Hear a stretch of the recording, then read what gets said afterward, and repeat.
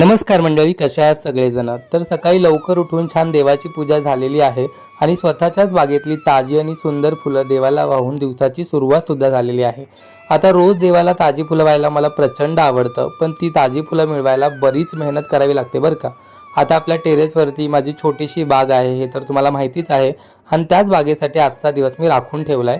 तर इथलं हे बटन गुलाबाचं जे झाड आहे ना, त्याच्याकडे माझं बरेच दिवस झालं दुर्लक्ष झालंय आणि त्यालाच आज मी रिपॉटिंग करणार आहे। आता रिपॉटिंग म्हणजे काय, तर एका कुंडीतून काढून ते दुसऱ्या कुंडीत लावणार आहे, कारण इकडे ना बरीच कोरफड वाढली आणि त्याच्यामुळे कदाचित त्या झाडाला ना वाढायला जागाच मिळत नाहीये आणि त्याच्यामुळे त्याला फुलं पण येत नाहीयेत।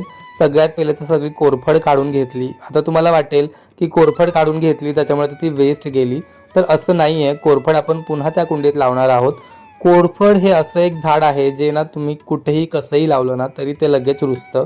तर मस्तपैकी गुलाबाचं झाड मुळांसकट काढून झालेलं आहे। मातीमध्ये सगळ्यात पहिले तर मी थोडंसं बर्मी कंपोस्ट मिक्स केलं आहे, जे मी कालच आणलं होतं, आणि मस्तपैकी आपलं गुलाबाचं झाड रिपॉट करून झालेलं आहे। आता या दुसऱ्या कुंडीत आपण आपलं जे कोरफड काढली होती ती लावून घेऊया। कोरफड बरीच वाढली आणि ती ना अशीच अवास्तव वाढत जाते, तुम्ही त्याला कितीही कापायचा प्रयत्न केला तरी ती नुसती पसरत जाते। मस्तपैकी झाडं लावून झालेली आहेत। आता ही झाडं आपल्याला त्यांच्या जागेवर ठेवून द्यायची आहेत, कारण याच्या व्यतिरिक्त सुद्धा आज आपल्याला बरंच काम आहे बागेमध्ये।